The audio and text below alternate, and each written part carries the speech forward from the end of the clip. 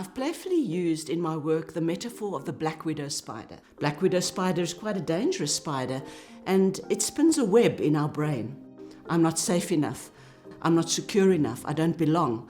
I'm not good enough. And this pushes up our stress to a very high level, to the extent that people start needing help and support. And I'm curious, are you aware of your inner critic, the voice in your head? And how do you deal with it?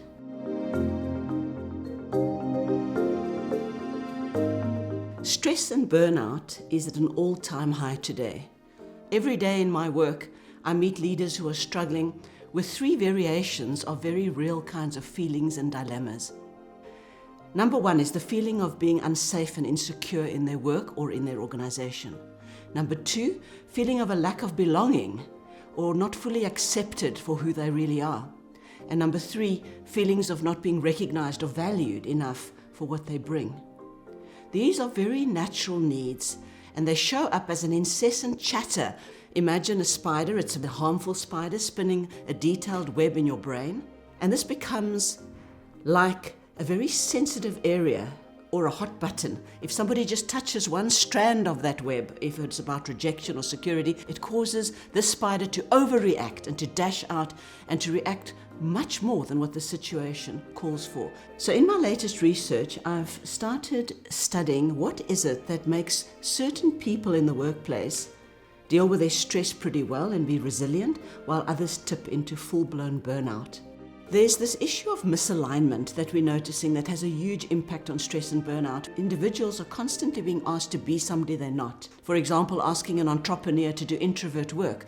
And we find that the more individuals are feeling, I don't fit, I don't belong, the higher the levels of stress and burnout. So one thing that leaders can immediately start doing is becoming more curious about the natural strengths and values of their top talent, and to find ways to flex jobs around talent, to unleash it rather than fitting people into boxes. And then the second level is that at a more personal level, what can individuals do to manage their own inner chatter, the inner black widow spider in the head, noticing that voice, and to be able to stop, to pause, and then to pivot, to say, why am I feeling like this? What's really going on? Is this really me? Or is it the black widow spider? You know, this black widow spider never completely disappears. And one of the key skills is actually to take that inner critic, that black widow spider, and start to befriend it and embrace it and learn from it and move from it being an inner critic really to an inner coach. That's where the real relief will come from stress tipping into burnout.